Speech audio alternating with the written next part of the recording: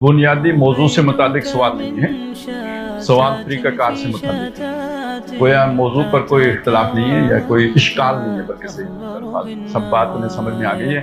अब वो ये पूछ रहे हैं कि आप इसे कायम कैसे करेंगे, और ये कि ज़ाहिर है ये तो पाकिस्तान में कायम होगा तो बाकी मुसलमान मुल्कों का क्या करेंगे। तफसील तलब है जवाब, मुख्तसर दूंगा तो हो सकता है कि गलतफहमियाँ पैदा हों। तफसील तो इतनी चाहिए उसके लिए भी, लेकिन इतनी बात मैं आपके सामने ये रखूं कि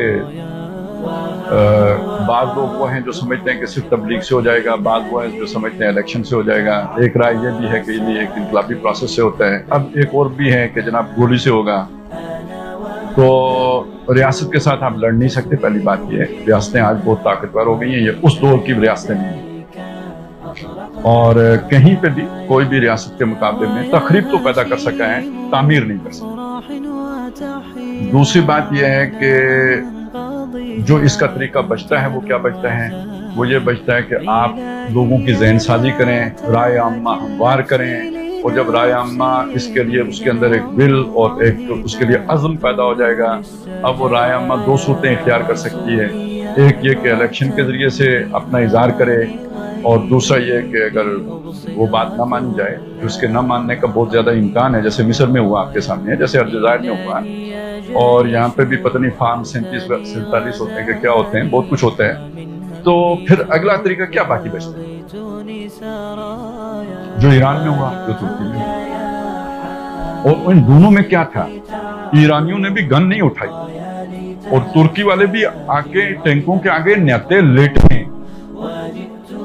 जब आप अमन होते हैं और पुरअमन जद्दोजहद करते हैं तो अवाम की मजीद हमदर्दियां आपके साथ। जब आप पुरतशद्दुद कार्रवाई करते हैं, हाँ एक पत्थर ही मारे,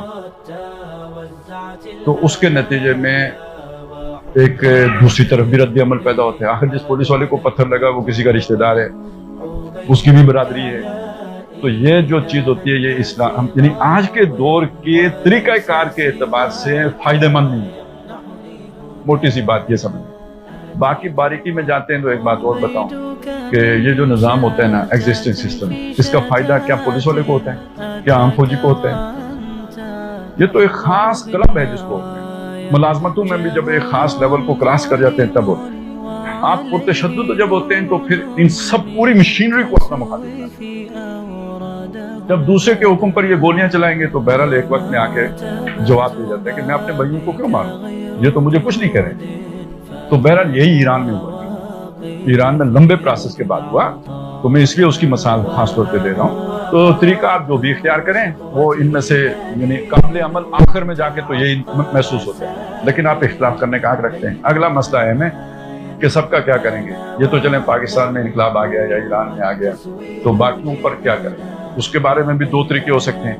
एक तरीका ये है कि एक मुसलमान मुल्क में इनकलाब आया, वो डांड दो सोटा ले और दूसरे मुसलमान मुल्क पे चढ़ाई कर दे तो खोचा तुम भी इस्लाम कबूल करो, नहीं तो तुमको हम नहीं छोड़ेगा। तो इसका क्या नतीजा है? अमेरिका जैसा मुल्क अफगानिस्तान पर आके मुस्तकिल कब्जा बरकरार नहीं रख सकता। ईरान वही जिसकी मैंने मिसाल आपके सामने दी है, पता नहीं 10 साल इराक से लड़ता रहा, सर मारता रहा, वो इराक नहीं फतह कर सकता। आज के दौर में यानी जैसे रियासत पर कब्जा नहीं किया जा सकता तो दूसरी रियासत को भी हथियाया नहीं जा सकता, ये भी नामुमकिनात में से हो गया है। तो आपके यहाँ इनकलाब आया है तो ये अब पहले रुकावट होती थी बादशाह, बीच में सद्र सिकंदरी बादशाह होते थे, दूसरे अवाम तक आपकी बात ही नहीं पहुंचती थी। अब आप छुपी हुई चीज ही नहीं है, जो आपके मुल्क में हो रहा है वो दुनिया को मालूम हो रहा है।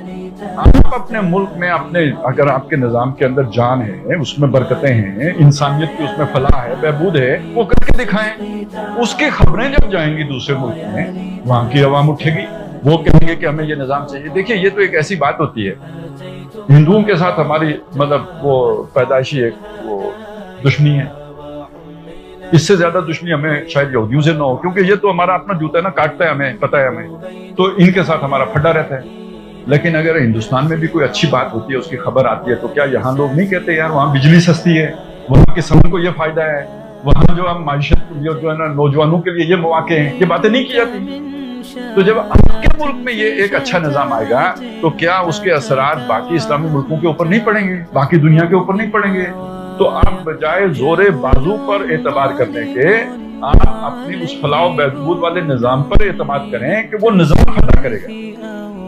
اور یہ یقینی بات ہے کہ اگر وہ نظام واقعی نو انسانی کے لیے مفید ہے، اور ہمارا تو یقین ہے کہ تو وہ اس کے لیے فتح کرنا کوئی مشکل نہیں۔ باقی ملکوں میں بھی ایک ایک کر کے انقلاب آئے گا۔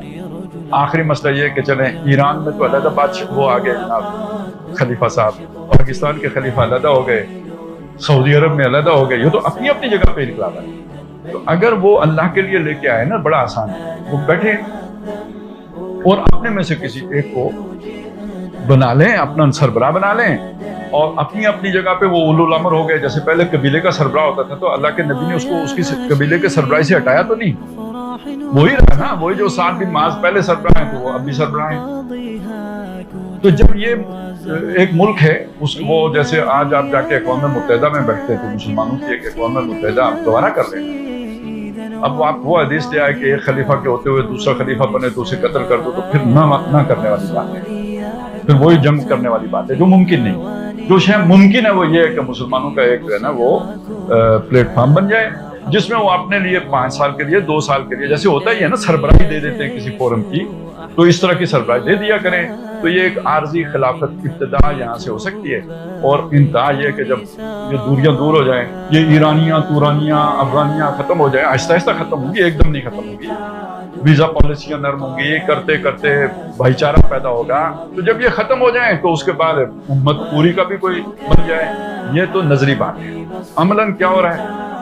وقت نہیں ہے اتنا سارا کچھ ہونے کا جو میں نے بیان کیا۔ اب تو وہ اسرائیل سر پہ چڑھایا ہے، آ کے گھر میں مار کے جا رہا ہے، قطر جیسے شریف ملک کو بھی نہیں چھوڑا ہے اس نے۔ چلیں حماس تو اس نے ان کے ساتھ کوئی چھیڑخانی کی تھی، بیچارے قطر نے کیا کیا تھا، تو اس نے کہا نہیں میں پھر مارنے آؤں گا۔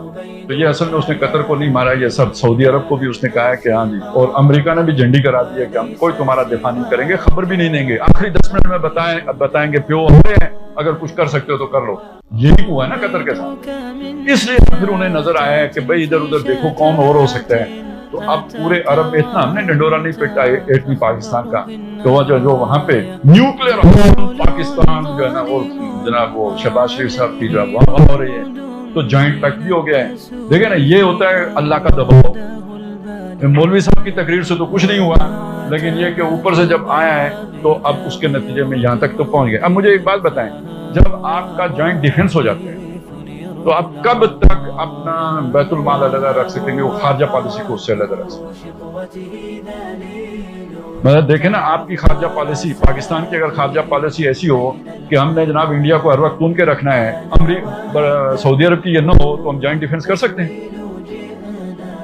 تو کبھی بھی جوائنٹ ڈیفنس کے یہ پری ریکویزٹس ہیں کہ آپ کی خزانہ اور خارجہ پالیسی ایک ہو۔ تو یہ یوں اب اگلے مرحلے میں انہیں لازماً خارجہ پالیسی ایک بنانی پڑے گی، جو اس پیکٹ میں آ رہے ہیں ان کی خارجہ پالیسی ایک ہوتی جائے، اور بہرحال پھر مدد امداد تو ہوتی ہے نا، ہم سب بیچارے کیسے گزارا کرتے ہیں۔ اللہ تعالیٰ کہیں نہ کہیں سے چھپر پھاڑ کے کوئی نہ کوئی بندوبست کر دیتے ہیں۔ کبھی انڈیا غلطی کرتا ہے ہمیں موقع مل جاتا ہے، کبھی اسرائیل غلطی کرتا ہے ہمیں موقع مل، ہم خاص ہے ترکیب میں قوم رسول ہاشمی، تو وہ ہمارے لیے کوئی نہ کوئی انتظام ہو جاتا ہے۔